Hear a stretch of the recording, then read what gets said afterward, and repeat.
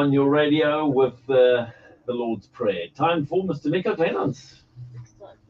Thanks, Nalo. Okay. Nico, good morning, sir, and thank you very much for joining us in studio once again. It's such an honor and privilege to be connecting with you. Nico, there are life's messy moments, and in those messy moments, we need to find strength. Please unpack this little lesson for us. Okay, I spend a lot of my life in hotels. Now, when I'm alone, it's a little easier. I've only got to get one person through the bathroom and into the breakfast room. But on Sunday, I had my tribe with me, and then you're out of bed, a 12-year-old out of bed. You've got to get them through the bathroom, and off you go for breakfast at last. So by the time I got there, I was already feeling a little miffed and stressed. The good news was there was plenty of juice. The bad news was there were no glasses available to drink the juice out of. No. And the one person on duty was running around trying to keep everybody happy. I could get some toast. Regardless of what you put into the toaster, it came out charcoal because somebody had set the belt to go much slower. And not only was it coming out much slower, the temperature was all wrong. So there goes your toast. Now, well, let's then just get some bread. And now we find there are no tubs of butter. Oh, no. There are tubs of margarine, but no butter. So what do we do now? So that's not the only problem because there are also no tubs of jam. Oh, no. So again, I call the poor harassed intern because by now I know him by first name. I know he's an intern and I know he's feeling very sorry for himself. And he then rushes through and brings me a bottle of jam, which has been used previously. Ugh. And what had happened was some of the other guests had buttered their bread using the margarine and then stuck that knife into the jam, No, thank you. scooped it Double out, dip. and now there was some strawberry jam with quite a lot of margarine mixed in it. Anyway, so that was that idea down the drain. And I thought, well, look, one can be grumpy, but what about that young couple that just walked in? He was trying to impress his partner, and they'd booked night bed only. Oh, dear. And he hadn't realized that he didn't book bed and breakfast.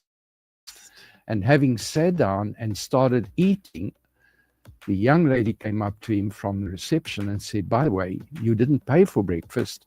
You're going to be billed. And watching this couple and their face, well, that's not my worst problem. Yeah. But sometimes life is not just a matter of dealing with grumpiness.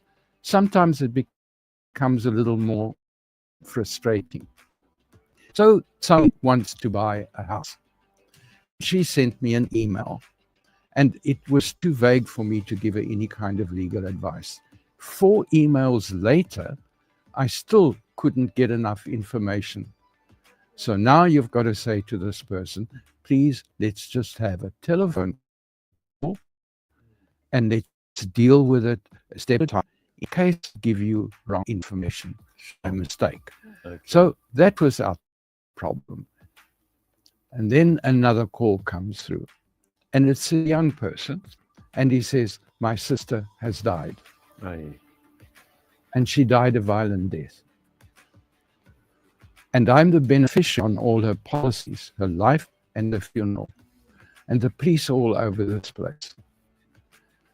But also now I'm going to have to be the parent of her 4 children because the father is nowhere to be found. And I'm only 20 years old.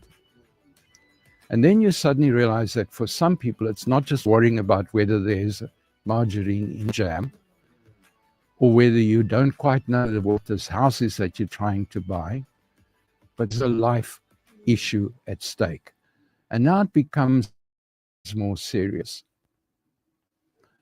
I attend a Bible study. It's really a study group rather than a Bible study. We're a bunch of old people. But we have interesting backgrounds. Amongst them is a person who grew up in a synagogue. He went to school and then he got converted. So he knows Hebrew and Aramaic because that's what he learned for 20 years of his life.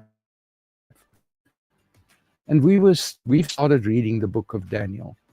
Now, if you really want to see what life can be like, go and read the book of Daniel, because that poor man, he's taken captive. He keeps being expected to interpret dreams. He's got the most stupid kid around him, more than one of them, and they get it wrong every time. They can't even remember what the dream was, but they're expecting the interpretation. So how does that affect us? For some of us, our day has started because the toaster broke. For some of us, our day has started because we've received some news that's more serious than that. But for others, we're facing actual life-threatening situations. But the promise that God makes, and that promise has never changed, is we're never going to face something which is so big and so threatening that we cannot overcome. So the protection is that we will have peace, and peace is defined as the presence of God while we're in the strife, while we're in the problems, while we're facing the challenges. And if you don't believe that, then think of what the disciples would have said to you if you'd spoken them on the day that we call Good Friday. What they would have said to you. Folks, yes, sometimes life can be tough, but it doesn't mean that we're going to be left alone, and it certainly doesn't mean that there's not going to be the resources that we need to achieve what God is expecting us to achieve. Sure. Have a good day. Thank you so much, Nico. Really appreciate that one.